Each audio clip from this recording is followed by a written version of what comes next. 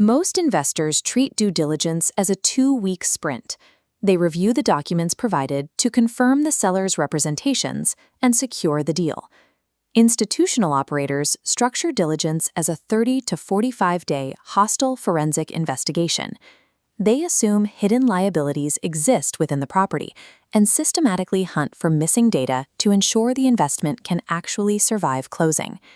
This approach relies on a single guiding doctrine: what you don't verify, you inherit. The purpose of diligence is not to find a reason to close. The goal is to aggressively stress test the asset to uncover evidence that forces a recalculation of the purchase price or a change in the transaction structure. A forensic investigation of an asset yields only 3 possible outcomes. The first outcome is verify. Evidence supports claims, and the deal proceeds. The second outcome is adjust. Material variances require renegotiating the price to account for new risks.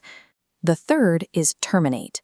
Fatal infrastructure or regulatory failures force you to walk away entirely. A complete investigation covers 8 specific domains, but revenue integrity and infrastructure carry the highest risk weight. These 2 categories dictate the foundation of the asset's value and expose the buyer to the largest potential capital losses. Identifying the specific threshold failures within these 2 domains allows an investor to calculate exactly when a routine price adjustment crosses the line into a terminated deal. Domain 1 is revenue integrity. If reported income cannot be independently verified, it cannot be used to value the asset. This checklist isolates bank deposit reconciliation. Static rent rolls are easily manipulated. Trailing 12-month bank statements represent the only unimpeachable truth.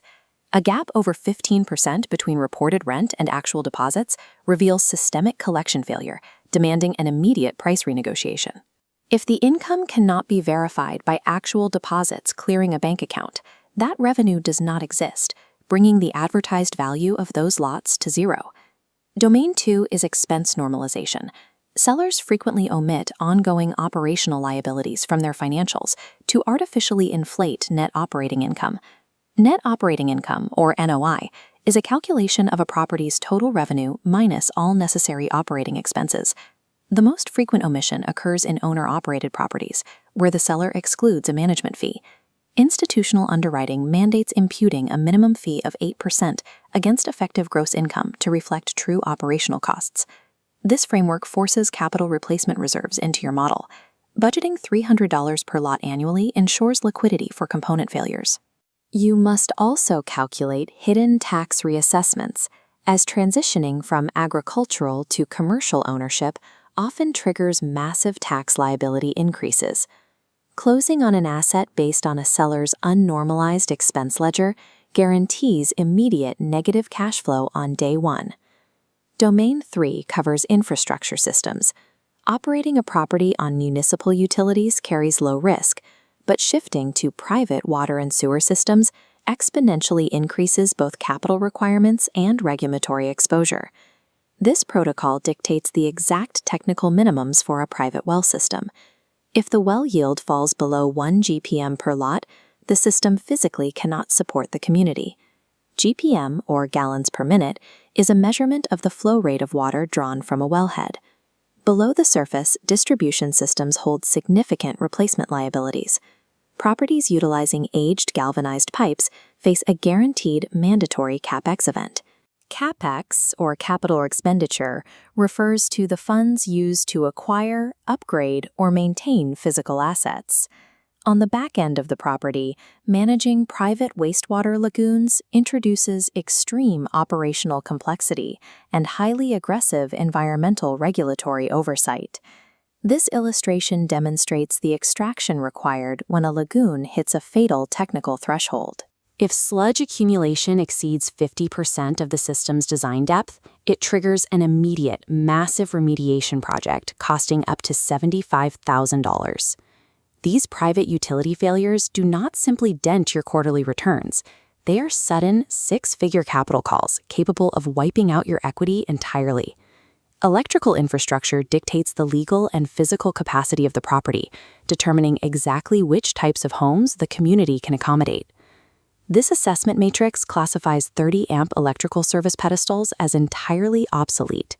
Modern manufactured homes draw heavier power loads and require a minimum of 100 amps to function safely.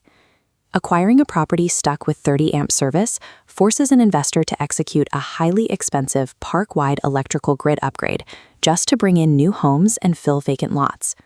Road infrastructure requires a similar capital evaluation. Municipal-maintained public roads cost the property nothing, whereas private roads require dedicated, ongoing capital reserves for patching, seal coating, and full asphalt overlays.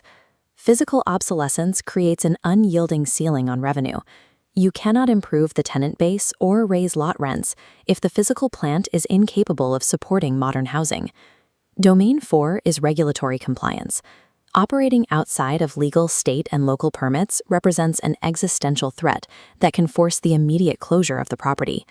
This plat map visualizes physical boundaries to verify against state permits to identify illegal expansion. This occurs when a park's physically occupied lot count exceeds the specific number of lots authorized by the local government.